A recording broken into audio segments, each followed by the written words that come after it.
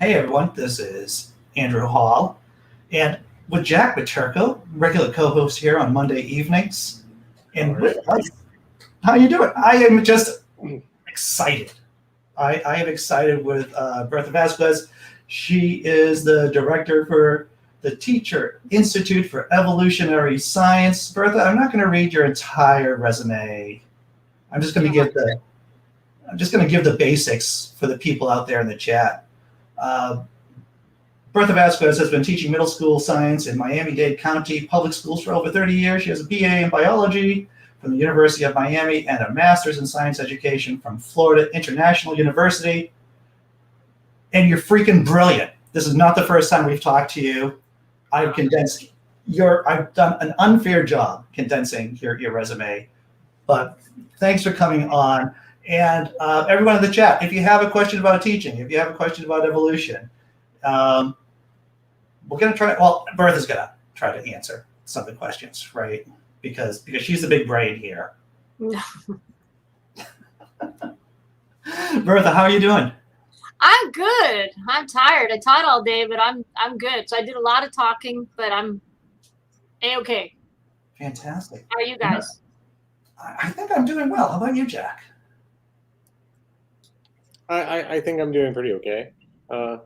It's been a busy, hectic couple of weeks, but things are settling in. Settling in. Well, that's good to hear. That's good to hear. You know, Bertha, I was, I'm not a maudlin person. I'm not an overly sentimental person.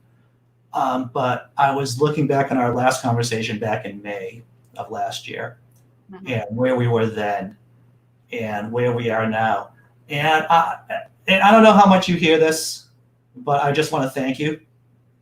Thank you for your service, basically. Yeah, I hear you. I mean, first and foremost, doctors and nurses, right? They get the big award, and grocery store people and all those people that are in the front lines. But it's been a challenging couple of years for educators. It really has. And so thank you. We're doing the best we can. And I mean, I think a lot of us are really rising to the occasion. I've become, if I wasn't a short order cook before, I could teach with kids on Zoom. I could teach with kids in the classroom. I could teach with kids walking out in the middle of the class because there's a quarantine. I could teach with kids coming back in. I could teach kids through email. Yeah, it's been, and everybody's doing it. All the teachers that I speak to, we've got kids on Zoom, kids at home, kids in class. It's been a lot of redesigning, and I think it's great because I'm putting off Alzheimer's for years. That's how I see it. Like you're constantly solving problems, and you're like, oh my God, the speaker doesn't work, and the kids at home, and I mean, my goal is to put off Alzheimer's until after I'm dead. That's my goal, because you can't get rid of it. You could just put it off. Right. If I can put it off until after I'm dead, I'm golden. So the last 2 years, I have 5 more years at the end of my life of lucidity and cognitive, good cognitive. And that's what has really impressed me about our previous conversations is your positive attitude, and it's infectious, to tell you the truth. It works.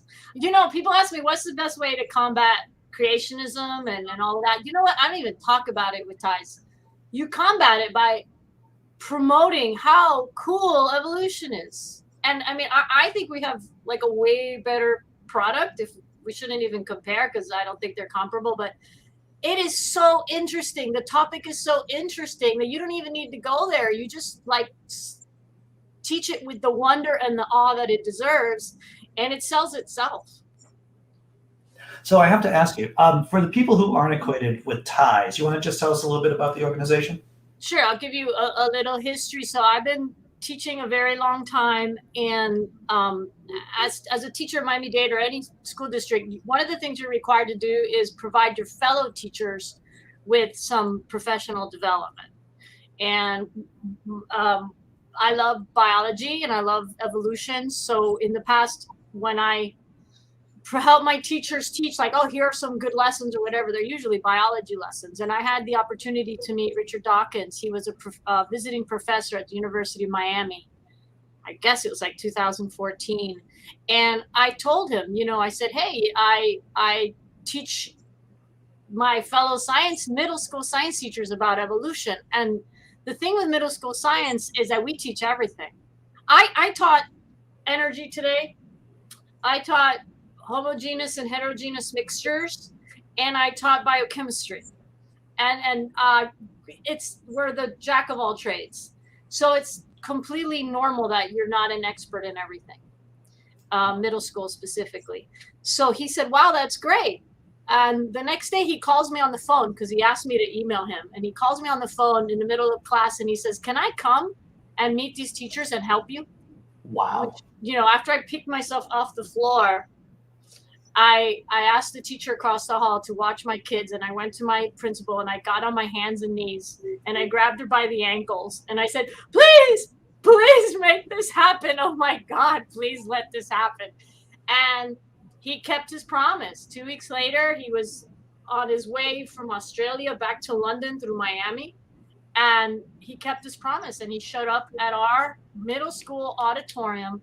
We invited science teachers from all over the school district. There were hundreds because this is the 4th largest school district in the country.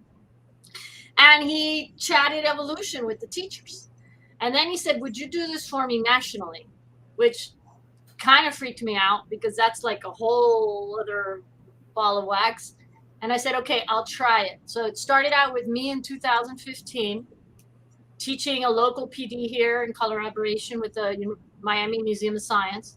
And it has now spread. We have 80 presenters.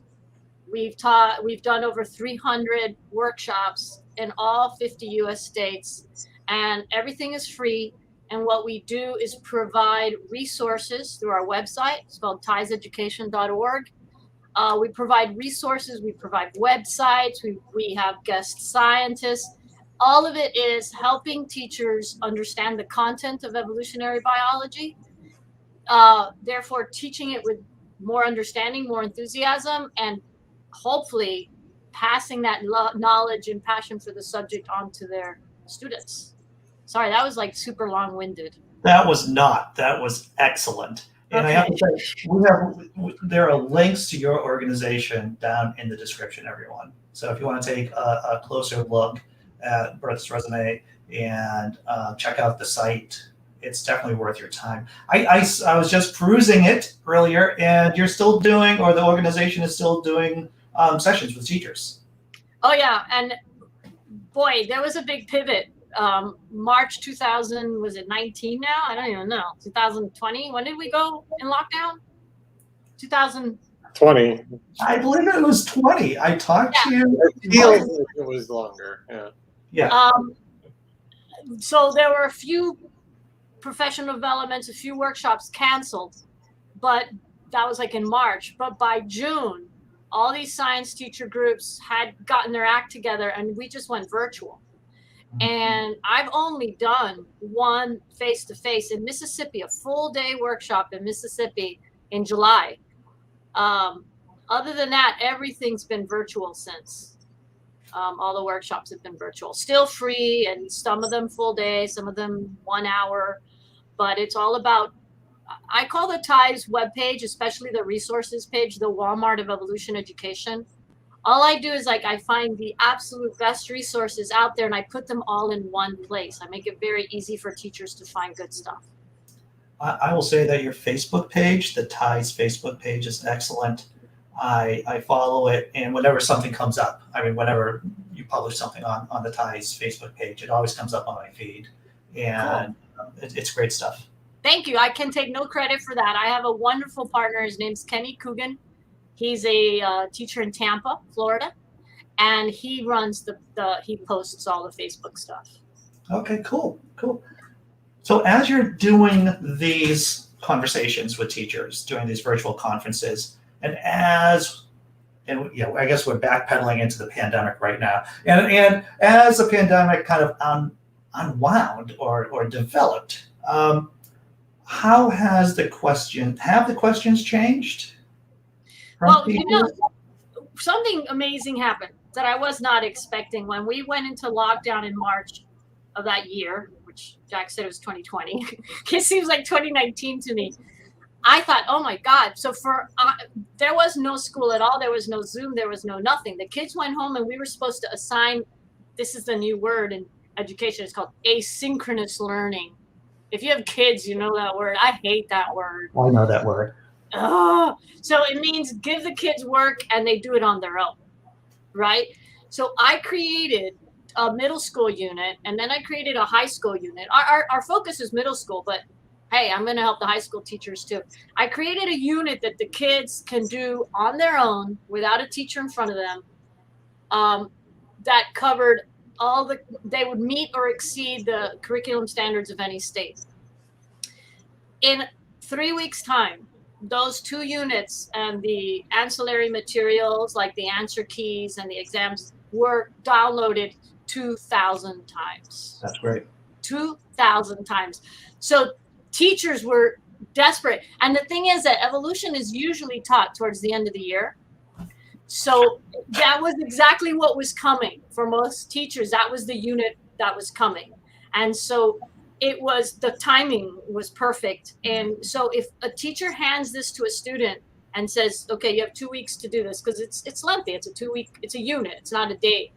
The child has covered everything with there's online games, there's videos, and those 2 units are up front and center on the resources page. But what I found when I went back to the classroom was that it fit perfectly with the pandemic classroom, because we couldn't do labs, we couldn't do hands-on, we're not supposed to walk around, we're not supposed to touch stuff, although today I did, so whatever. But so all of a sudden I could kind of be the guide on the side, and everything's digital because we're not supposed to have paper, and I could lead them through the same presentation. So it worked asynchronously, but it also works with me in a classroom. And then you had the kid who went home for quarantine, and boom, there you have it. Just assign it to the child who went home. So the unit has worked in a lot of different ways. Cool. And we still present it in conferences and stuff because it works either way, in the classroom or asynchronous. Right. D. Parks from the chat says, I have much respect for the great teachers who pulled off the school year during the last school year. Yeah. Oh, yeah. Nothing but respect. Thank you. And I'm back in the class with 35 kids, and 2 masks and a shield. Most of my kids are vaccinated. Are they?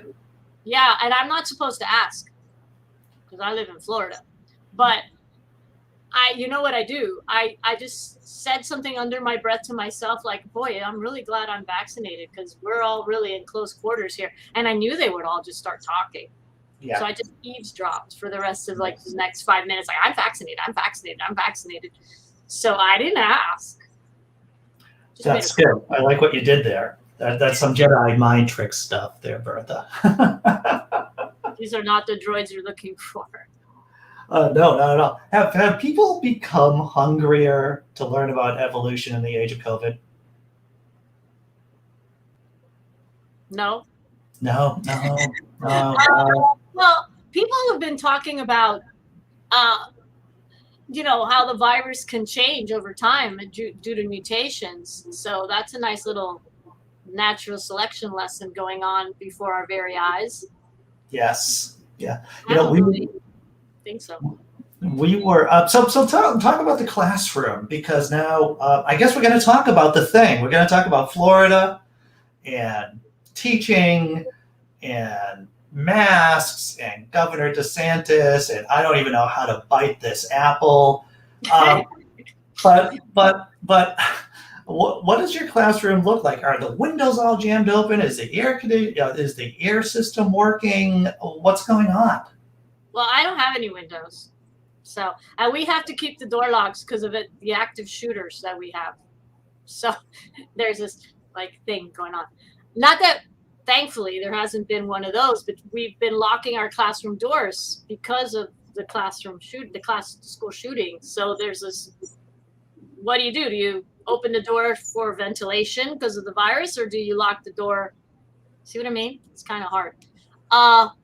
So my superintendent, Alberto Carvalho, defied the ban on masks.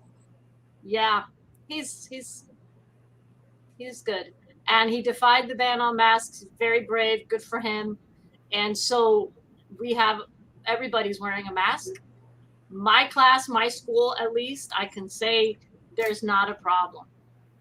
And I don't get how people say I can't breathe, but I have 2 masks on. I have a microphone under the mask because the kids can't hear me, and there's 35 of them. So I have a microphone under the mask so that they can hear me. And because the first day I didn't use the mic, and the kid says, "It sounds like you're mad at us." Oh. Now, nobody learns if you think the teacher's mad at you. So I started putting a mic under the masks. Now I am super intrigued. Now you double mask. Do you have the microphone under the first mask and it's in between the 2 layers? To the skin. It's up to the skin. Yeah, it's sitting here against my chin, and then I have a little portable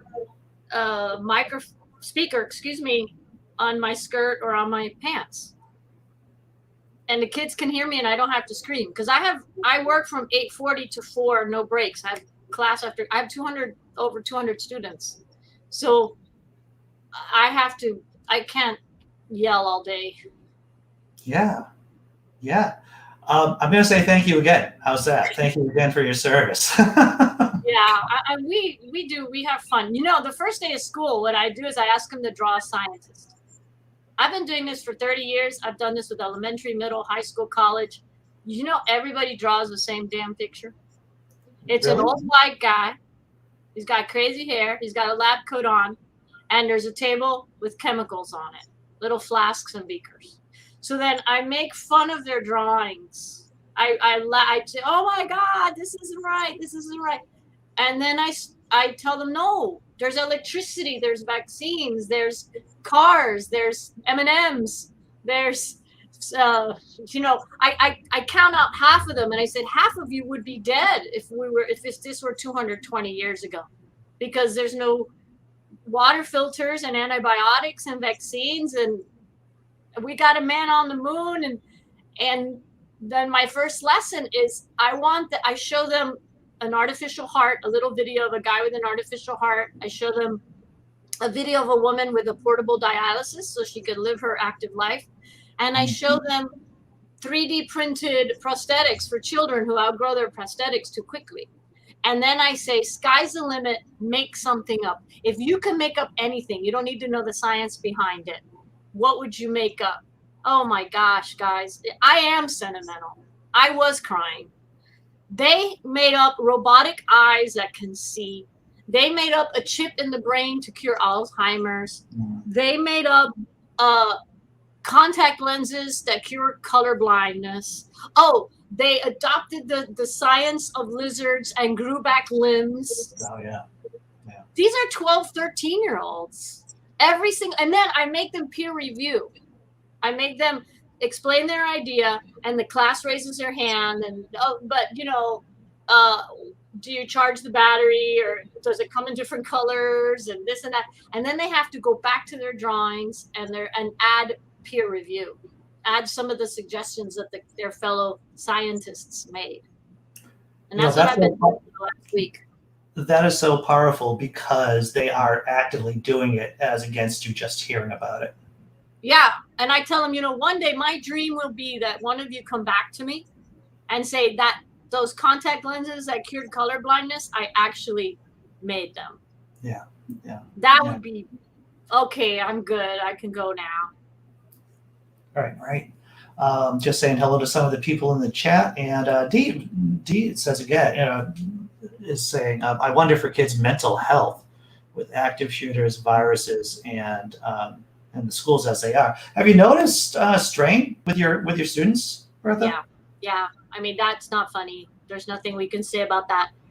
And I talked to the counselors, and I've been at this for 32 years. Yeah. There is a definite increase in depression, anxiety, everything, especially the kids who were home. The parents here in Dade County, you had the choice. You could stay home or come to school last year. Everybody's back this year. Yeah, I had a lot of kids who were suffering. So the homeschooling because of the pandemic was harder on the kids than the school shooting stuff. Yeah, I'd say so. So if it's a choice between putting up with school shooters or your parents, kids are going to take the shooter. Well, I think we're such a social species, and especially at that big group. If you don't have your peer group around, then it's difficult. It's difficult. For sure. And I mean, all I saw, I have a ukulele band. It's called the Tops of Heads and Ceiling Fans. Because that's all I saw. I saw the tops of heads and ceiling fans. It was rare for a kid to actually show themselves on screen. The cameras were like this. Look. I had heard stories of kids. That's what I saw. Wow. I had heard a lot of stories of kids like making like a 40-second loop of themselves. So there was just enough motion that the teacher who's glancing at the 50 kids in the Zoom chat just knew it wasn't a picture and just kind of let it go. Yeah. How about a kid who put his name connecting ... I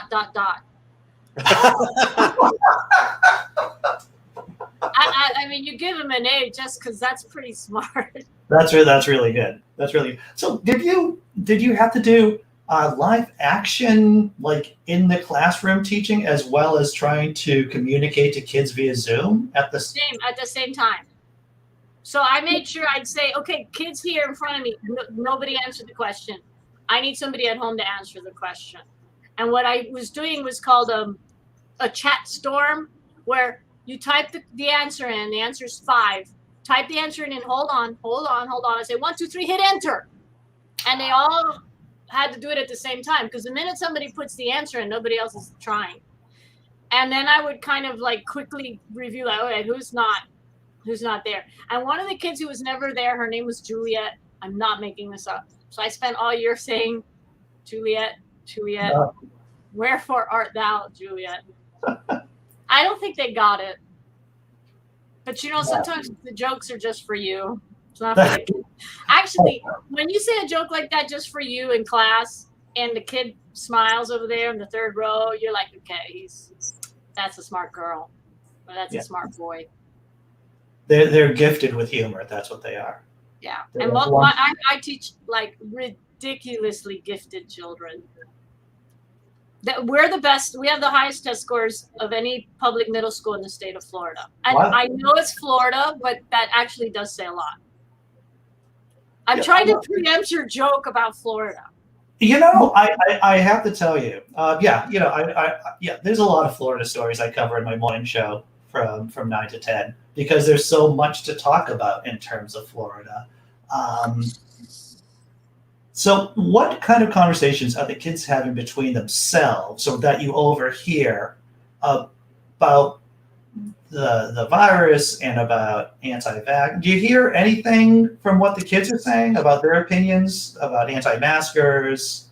It's ironic. My school has a pretty educated demographic. I'd say 90+% of the parents have college degrees. A lot of them come from other countries. I think we're like 60% Hispanic, maybe 10% European. As far as I've heard, the kids seem to be vaccinated. It's some of the teachers and the office staff that are the ones saying things like, yeah, vaccines kill you. And I heard a story about doctors hiding the data that vaccines are killing. Isn't that funny? It's not coming from the kids. Wow. Okay. Have you personally, I don't know if there's a teacher's lounge or if you're just hanging out with other teachers, doing some CEUs, continuing education units or whatever. And have you had a one-on-one experience with another teacher saying something like that? Today at lunch. It was an office staff.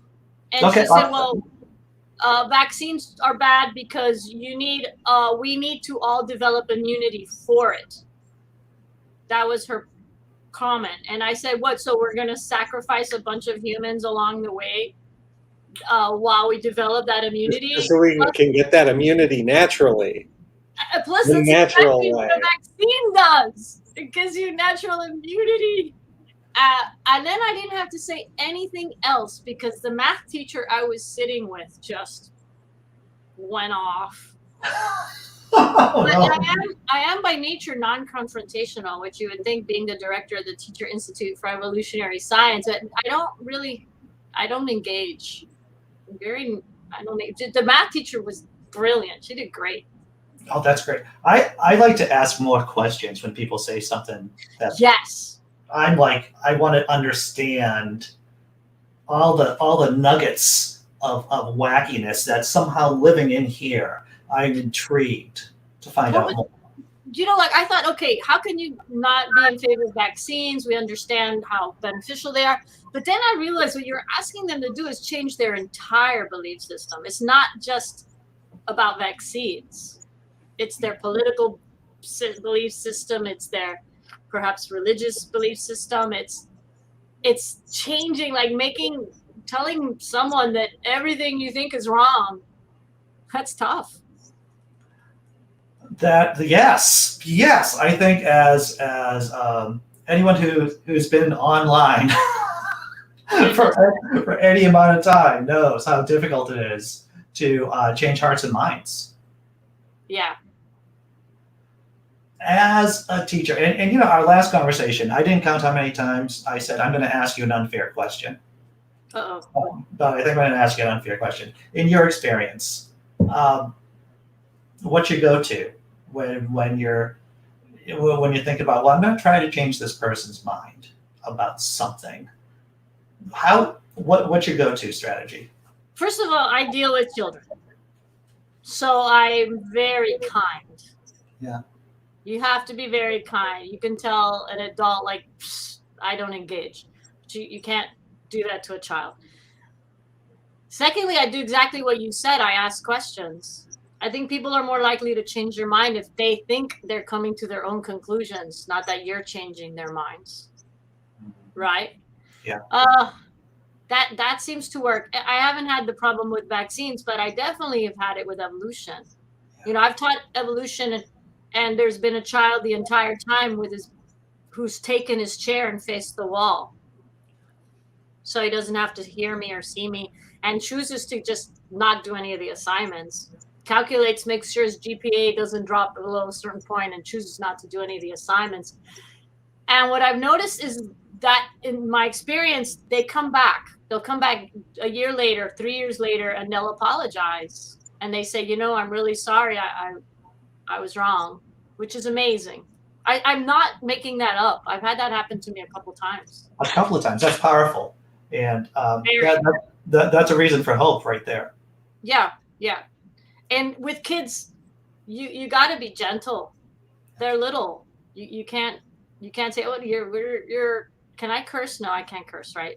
You can curse here. Yeah. This is a safe space. Oh, okay. I won't. But you want to say you're a moron, but you can't. They're children, and that I would get fired. Yeah. Oh, yeah. Well, that's the problem, right? It's wrong. It's wrong. Yeah. How has the teachers union interacted with mask mandates versus non-mask mandates versus vaccines for everyone versus not getting vaccinated? Are there any incentives that the union's doing to get people vaccinated, or how is that working out? We have I'm a member of the union here. It's called the United Teachers of Dade. They just the school board has to pass it at the next school board meeting. Again, our school board chose to defy Governor DeSantis. So I have a feeling they will pass it, but they're offering $250 for anybody who shows proof of vaccination. Wow. That's nice. And then they did support the mask mandate that the superintendent supported. So they worked together on that. I think the superintendent really listened to what the union had to say. We had public forum and all that. They want us to leave the cameras on recording for all those kids that are going quarantine. We already have about 75 kids in quarantine. By the way, do you know what's interesting? and I'll finish it. I'm sorry, I'm No, being no, go ahead. No, feel free. Go ahead. I had a hypothesis at the beginning of the school year. We have 6th, 7th, and 8th grade. 8th graders are 13, 14. 7th graders are 12. 6th graders are 11. 10, 11. 95% of the quarantines are 6th graders. They're not vaccinated. Oh yeah. So I don't teach 6th graders. So I've only missed about 3 kids. There's 6th grade classes in my school that are empty right now. There's 5 or 6 kids in the room. So that's interesting because if you're vaccinated, you never go home. So last year we sent home the whole class. Yeah. If there was a kid positive, the whole class. I mean, this is Miami-Dade. I don't know how other school systems did it. But this year, it's only a 6-foot radius around the infected child. And if you're vaccinated, you don't go home at all. Isn't that cool? So let me see if I understand that. So let's say the kid has tested positive for COVID. They're in the classroom. So they are active. So my kid who's like maybe, let's say they had a breakthrough infection, right? Which I know is super rare. But my kid is 16. They had or 15 or 14. They got a breakthrough infection. They're still expected to go into the classroom. In Miami-Dade, if you are asymptomatic, if you're positive, but asymptomatic and vaccinated, you can come. Okay. All right. If you're showing symptoms, you have to stay home. Okay. Now, if you're exposed, you are not the infected child. You're the child who sat in front. If you're exposed, they will ask you, are you vaccinated? And if you're vaccinated, you don't have to go home. If you're not vaccinated, you have to go home, which is why I think all of our quarantines are 6th grade because the parents haven't had a chance to vaccinate them yet. Sure. Amongst the unvaccinated staff who choose not to get vaccinated, have they tested positive? Has anyone suffered? Oh my God. We have somebody in the hospital. Actually, I heard good news. I heard she went home this week. She was near death 2 weeks ago. Yeah. Near death. Wonderful lady. Got misinformation. And during our first faculty meeting of the year, we had teachers in tears because we thought we were going to lose her. She's young. She's a young woman. And thankfully today I heard she's doing better. You said that she's a young woman too. She's in her 30s. Oh wow. Yeah. Yeah, that's young to me. Me too. So I was very thankful to hear she was home today. And so yeah, I think they're playing Russian roulette. Yeah. Yeah. I'm just going to ask you, what do you think about what do you think about Ron DeSantis, your governor? I'm not a fan. You're not a fan. What worries me, I mean, and this is Bertha, the personal Bertha, because as you know, the Center for Inquiry, we're apolitical as an organization. But my personal opinion is he's a polished Trump. I think he dresses like a 3rd grader going to his Holy Communion. That's what he looks like to me with his little tie and stuff.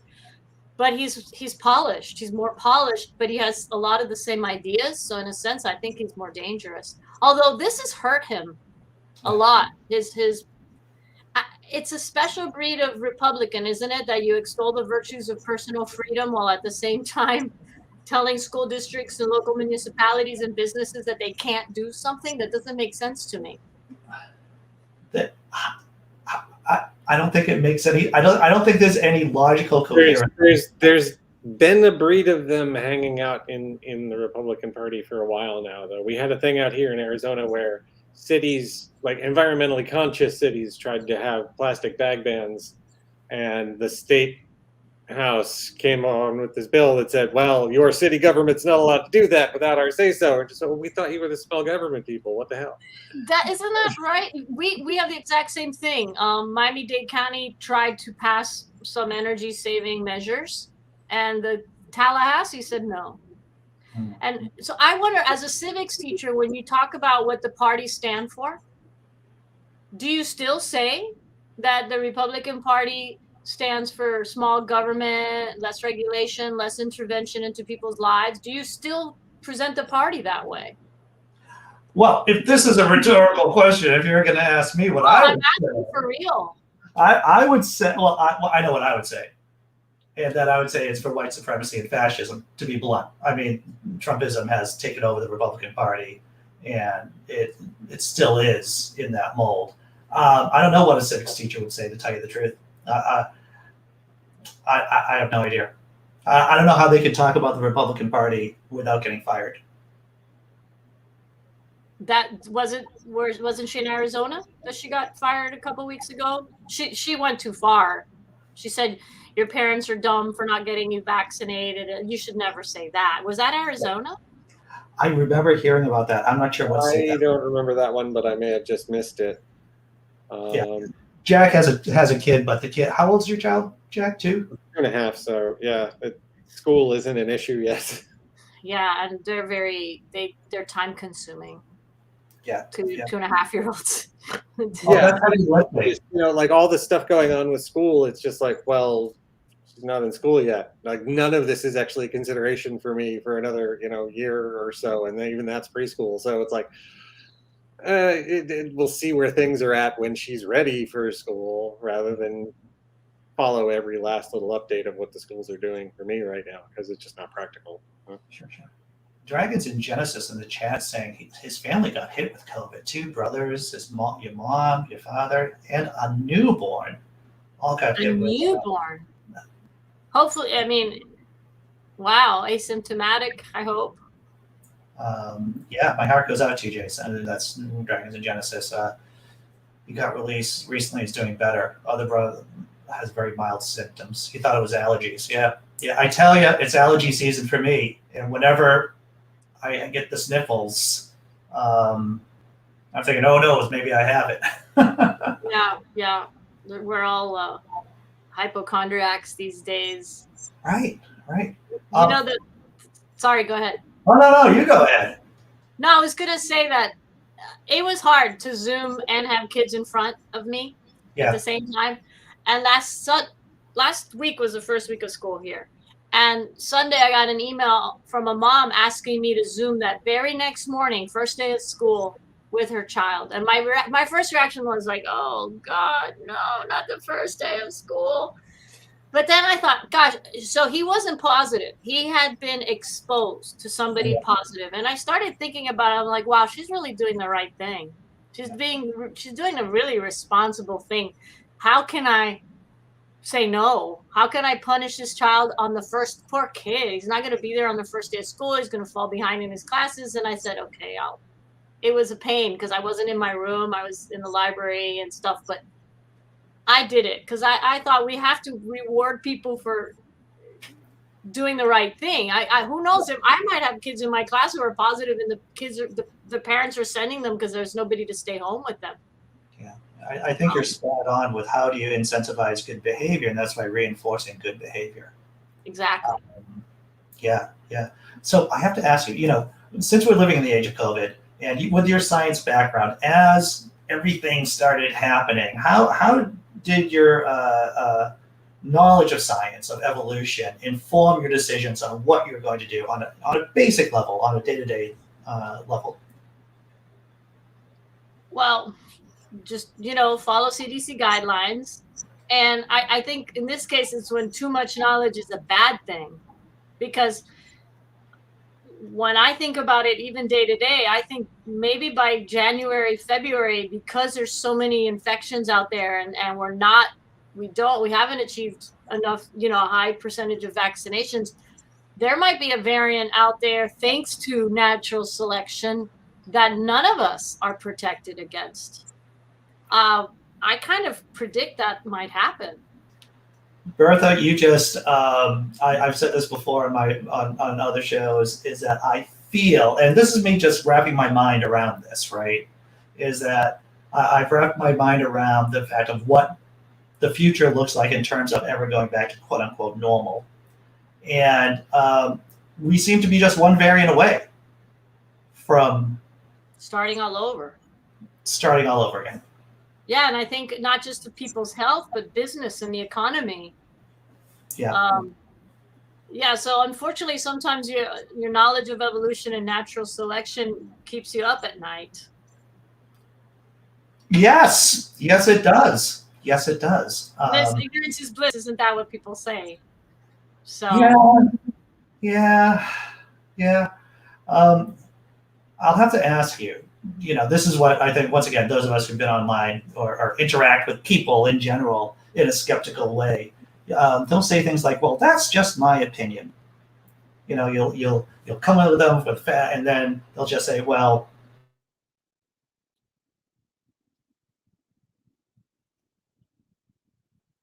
Uh-oh. Something like that. Oh, there he is. I think Jack, he froze for a second, right? It wasn't me. Yeah, Andy, you froze for like a good Okay. 10 seconds or so. Oh, do I have to repeat myself? Tell me if I have to repeat. Yeah, you should. Yeah. So how do you respond when someone says something outrageous and says, "Well, that's just my opinion"?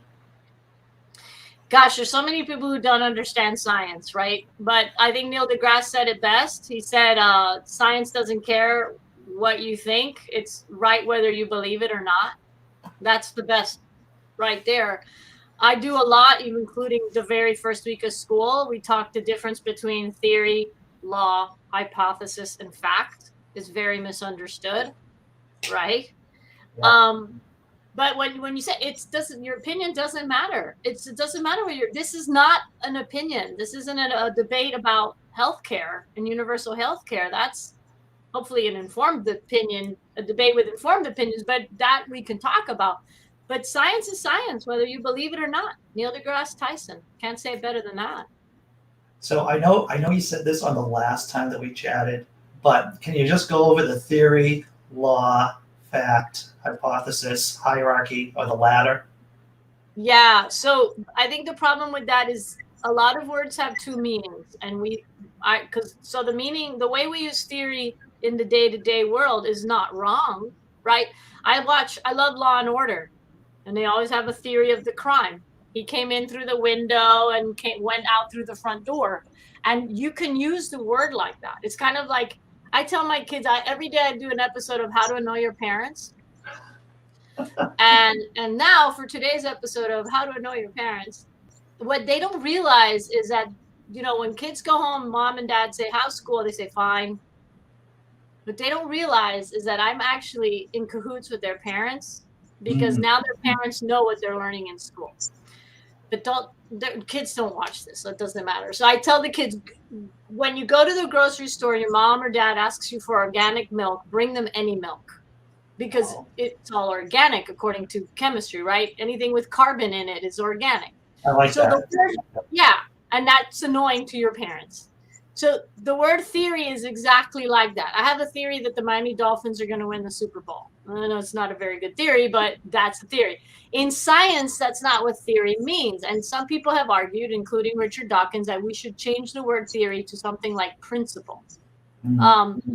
Because it's just such a common use of the word that we use the word like hypothesis. So let's say you put the word scientific in front of the word theory, scientific theory. Now you mean something completely different. It means a broad explanation for something that happens in nature. Yes. So I'll say that if a student says, "Well, it's just the theory and it's only evolution," they say that too, of course. I say, "Well, do you want your doctor to wash their hands before they operate on you?" "Well, yeah, of course, Miss B." I say, "Why? That's just a theory." Yeah. It's a germ theory of disease. I say the sun's the center of the solar system. Is that just a theory? As a matter of fact, it is. It's the heliocentric theory. So I tell them theories explain, laws describe. Theories explain, laws describe. The laws of gravity describe gravity. Usually laws have math involved. Yeah. The theory of gravitational attraction or relativity, why is there? It explains why there's gravity. So laws don't become theories, theories don't become laws. And if anybody's really interested in that, if they Google fact versus theory versus hypothesis versus law, there's a wonderful video called "It's Okay to Be Smart." Actually, it's on the TIES webpage. If you go there, you'll find it faster. And the guy explains the difference between a theory in the common sense versus theory in the scientific sense, and he does an excellent job. You have a fan. Deep Park say it says. Oh, thank you. If you come to Miami, look me up. We'll go get some coffee. Excellent. I know we were talking. Florida. I thought I would take a minute and just geek with you and Jack about this particular tome here. It is the my edition of the Selfish Gene. Oh my gosh! Hold on. If you haven't read the Selfish Gene, this is must read. That changed my life. But wait, what does she have here? In a bag? In a Mylar? She doesn't have a first edition, British first edition of the Selfish Gene. Shazam! And it's not signed by her friend Richard Dawkins. No. Oh, look at that! Yeah. First edition. You know what he said to me? He said, "I wish I'd kept a copy." First edition. There is so much in this book. Anything from the word meme, right? I mean, I'm just going to throw that there. Meme, ecologically stable strategy, like robots, so much. So much in the Selfish Gene. It's definitely worth your time. How evolution can create compassionate creatures. Incredible. Well, the idea that evolution happens at the level of the gene as opposed to the level of the individual, I thought, that is a groundbreaking idea. And you could tell right away if someone's read the book or not. Because the title, the Selfish Gene, people automatically think the book is about genes are selfish and life is all every man for himself, every gene for himself. And Dawkins has this dark view of the world. And actually, it could just as easily have been called the altruistic gene. It really could be. Right? So, and he said that, sometimes the title, he wishes it was the altruistic gene. Because it's genes who can cooperate well in an individual that survive. Yes. Right? I have walked, I'm in Cambridge. I've always been in the Boston area. And when my kids and we've been hanging around by the Giles River, and there'd be crew. There'd be people, teams of college students doing crew together. It's like, that's like genes. Okay, I'm borrowing that. I think that's from the book, to tell you the truth. I'm not sure. It could be something that I made, but that sounds awfully smart for me. And Jack would agree. That sounds awfully smart for Andy. That doesn't sound, but that's what genes are like. It doesn't matter if you're like the strongest rower if you're not cooperating with the other people in the boat. And yeah, totally. I was raised Catholic. I went to 13 years of Catholic school, and by high school, it wasn't making sense to me. There was a lot of stuff not working. But then when I read this book, I guess I was about 18, and I think chapter 2, Survival Machines, the chapter about that, it was like I had this scaffolding ready, but there was no material on the scaffold. It just completely shifted my paradigm, the Selfish Gene. It's one of the biggest intellectual influences of my life, no question. And I've read it multiple times. Oh yeah. It's love the book. Recommend it to everybody. I think the God delusion is gets a lot of and I have a copy of that kicking around here too. Don't get me wrong, but really the Selfish Gene in terms of real insight into how genes work and evolution. Yeah. I'm gonna show you. Wait, where's this one? This is my Richard corner over here. Okay. Wow, look at you. This is my favorite. Wow, look at that. Very impressive. That one's signed too. I just gave them all my books. But now, how do you organize that? You get all those tabs. Well, I just start going. I was toilet trained at gunpoint, I think. So I'm a little anal. But I'll just start at the top and go all the way down, and then start at the top and go all the way down. And it's just stuff that caught my attention. Right. Oh my gosh, this book. This is an evolution course more, even a biology course in a book. I highly recommend this one. All right.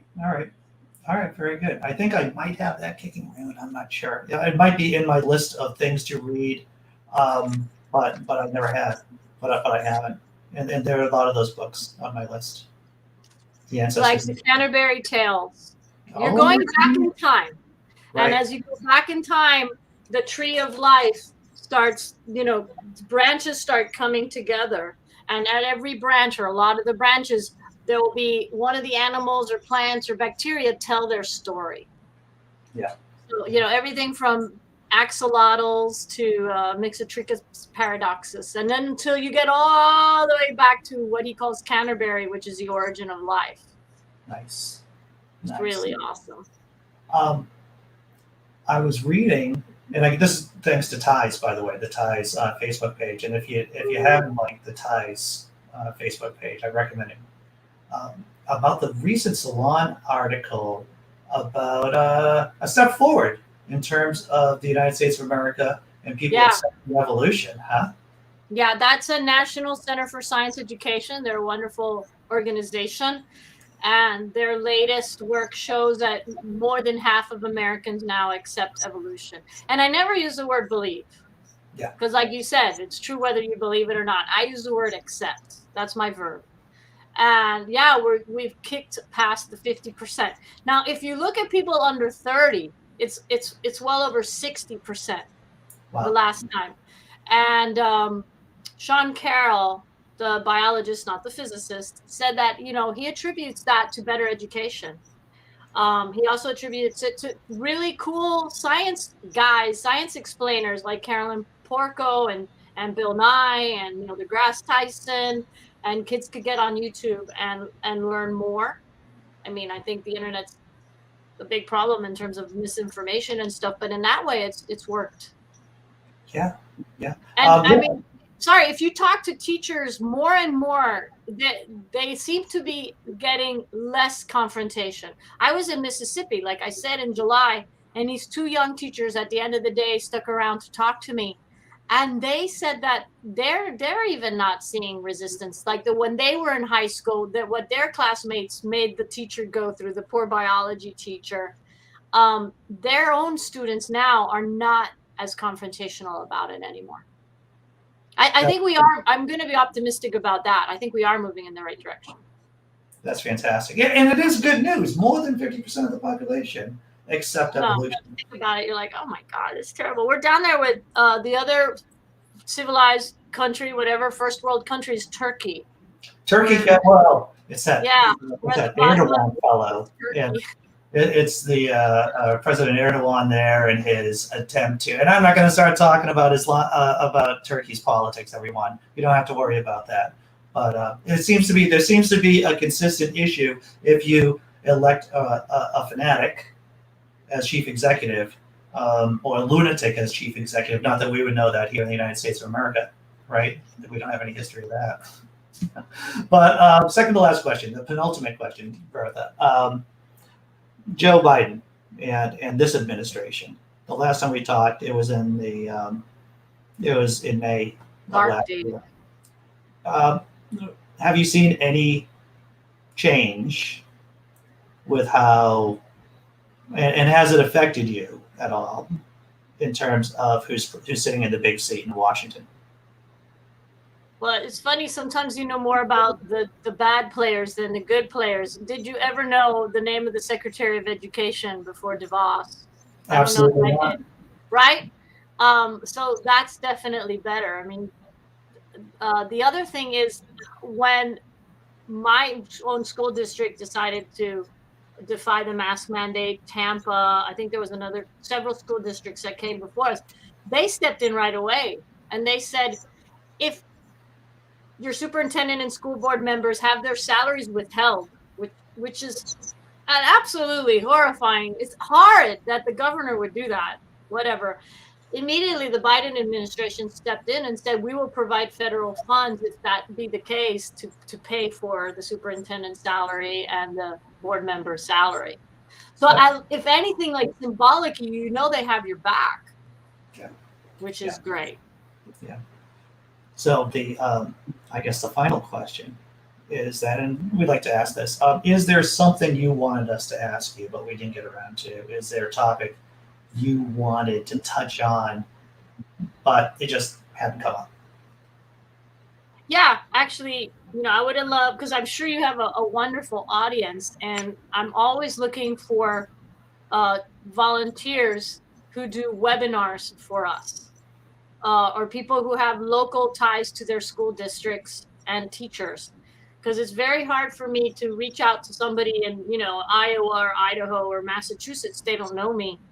It's always better if the ties connection is coming from someone who knows the school district leaders and the teachers, the science curriculum specialists. So if anybody out there has connections with school districts and would like to see ties presented to their middle and high school teachers, I would love for them to contact me. Also, we try to do monthly webinars where we have a scientist present, like an author present their book or their ideas on natural selection or whatever. We've had the evolution of friendship. We've had the evolution of dogs. We've had how parasites, the evolution, the coevolution of humans and their parasites and things like that. And those are free, open to teachers and their students. So we're always looking for new webinar speakers as well. So I would love if anybody's out there who could help me out with that, that'd be great. Cool. Well, that's okay. Great. I'll post this video up on my blog, Laughing Disbelief, on the Patheo Religious channel, and I'll definitely put that in. That if anyone wants to contact you in terms of their, school district, to get in contact. Interested in, because, like, for example, there's several school districts that have adopted the TIES curriculum. It's actually, as a teacher, I go, oh, I'm teaching energy. What does my school district suggest I use? What resources? And I go in and the curriculum specialists of my school districts have some good stuff on there. Well, TIES is part of those curriculum guides for a number of school districts. So that's how you really get out there and reach a lot of teachers that you could help them, give them a ready to go unit on evolution that meets their curriculum standards. Very nice. Yeah, very positive comments in the chat about this conversation. Once again, Bertha, thank you for the work that you're doing. Oftentimes teachers, they just don't get enough credit, especially now.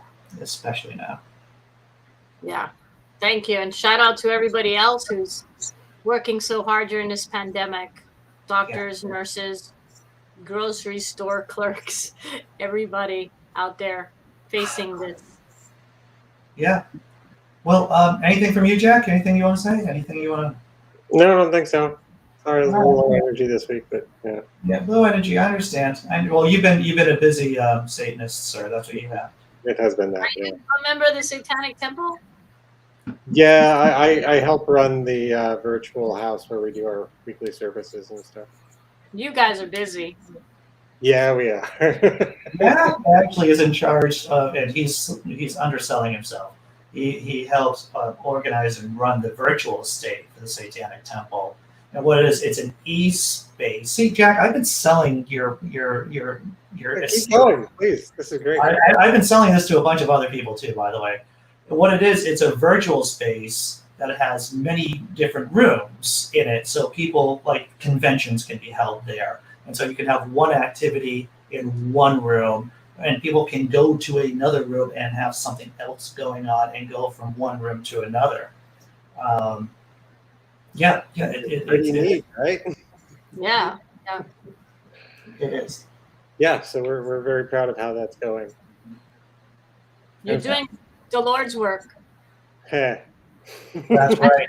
That's an old, I know that's an old joke, but you are. There's nothing wrong with old jokes. Nothing. No, not at all. All right, everyone in the chat, thank you for showing up. Thank you for contributing. Bertha Vazquez, where can people find you online? TIESeducation.org. That's the best place. And we're also on Facebook. On Twitter, we are at RDFRS, Richard Dawkins Foundation for Reason and Science, TIES, at RDFRS TIES. But we're definitely more active on Facebook and TIESeducation.org. Definitely. Get one of the t-shirts. Look at that. You get a t-shirt.